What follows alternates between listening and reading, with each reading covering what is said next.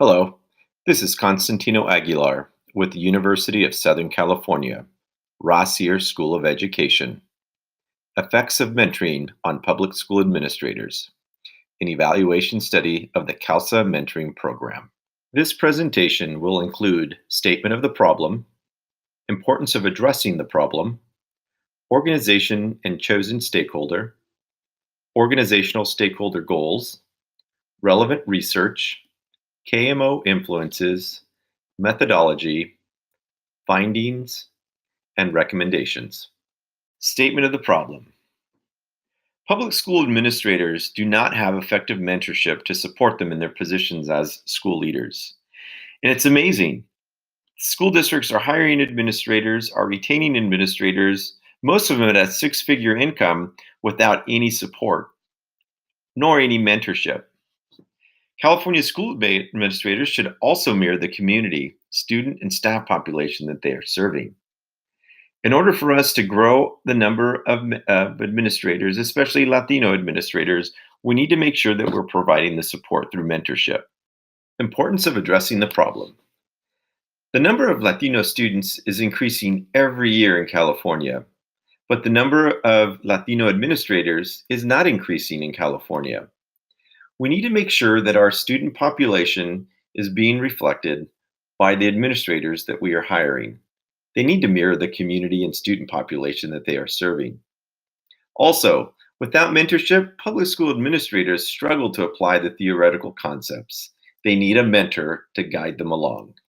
Organization and chosen stakeholder. The organization chosen for this study was the California Association of Latino Superintendents and Administrators.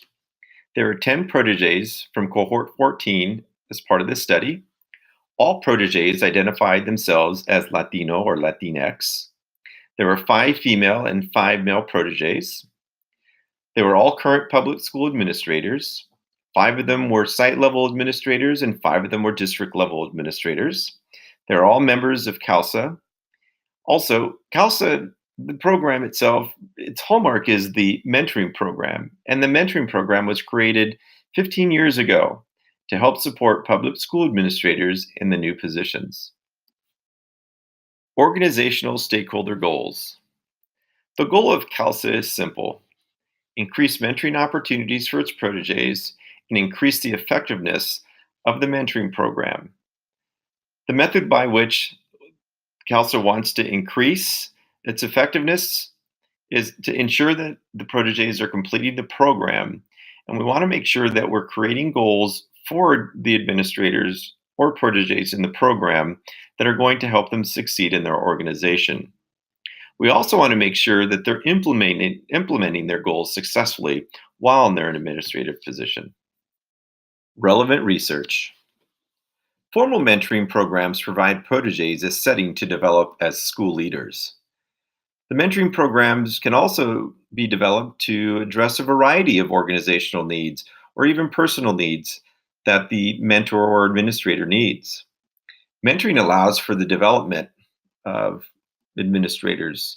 It gives them a platform to voice concerns and to ask an experienced administrator.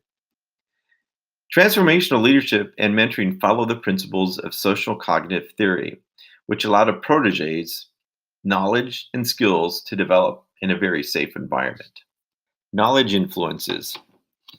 Proteges need to understand how to identify personal and professional goals. They also need to understand how to develop and foster a relationship with the mentor in order to achieve their goals. Proteges need to understand how to implement their professional goals, and they also need to be able to reflect about the progress of their established goals. All of these, again, follow under knowledge influences. Motivation influences. Proteges need to believe that they are capable of achieving their goals. They also need to see the value of being an effective school leader.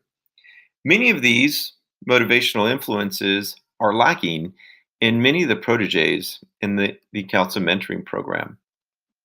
Organizational influences. The CALSA organization needs to do a better job of accounting for the progress of the proteges and their established goals while they're in the mentoring program. The organization also needs to be open to new methods to engage the mentor and the protege. The organization also needs to increase the experienced pool of mentors for its proteges. And lastly, CALSA needs to do more training, and there needs to be more time allocated for the mentor and protege to foster the relationship. Methodology. I use a qualitative study to conduct analysis during the data collection. I also developed this into three phases to gather and analyze the data. I also prepared reflective memos after each interview to ensure that I captured all the thoughts and the conclusions about the recording of the data I was collecting. In the first phase, documents were analyzed for evidence consistent with the concepts of the conceptual framework used in this study. I used analytic tools, which would then become familiar with the interview data to ensure no aspects of the data were missed. And then the next steps of the phase, I considered inductively deriving in vivo codes from the participant transcripts. I used rev.com and deductively deriving a priori codes from the conceptual framework. And in the third phase of data analysis, um, I looked at the data patterns and looked for themes from all the data resources, documenting both reasoning and choices for the results in my analysis. And the final step included identifying and defining all the pattern codes into themes to aid the consistent application into my research. Findings. The study found that the CALSA mentoring program is providing opportunities for mentoring to its proteges, but there is not a systemic or data driven method to fully determine the effectiveness of CALSA's mentoring program. Many school districts are willing to send their administrators and invest in their administrators attending CALSA, but they want to see data to really help support the effectiveness of the program, something that CALSA cannot provide. The study also found that proteges require additional factual, conceptual, and procedural knowledge. Simple tasks become monumental if proteges don't know how to set SMART goals, for example, or don't have an understanding of the theory behind some of the goals or some of the implementation. And then also don't know the processes that need to be used for implementation and to increase motivation within their organization. The study also found that the proteges could benefit from increased self efficacy, just self belief and confidence, something that the mentoring program in CALSA can provide. Recommendations.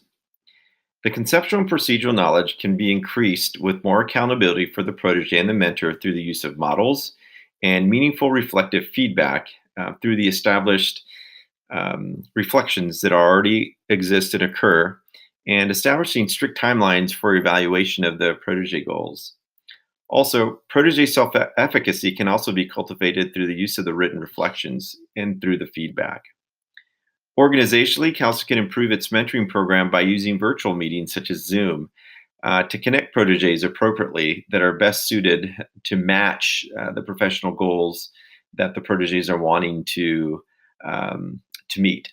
And lastly, the virtual meetings can also reduce the cost for CALSA and having to have proteges flying, in Northern California to Southern California.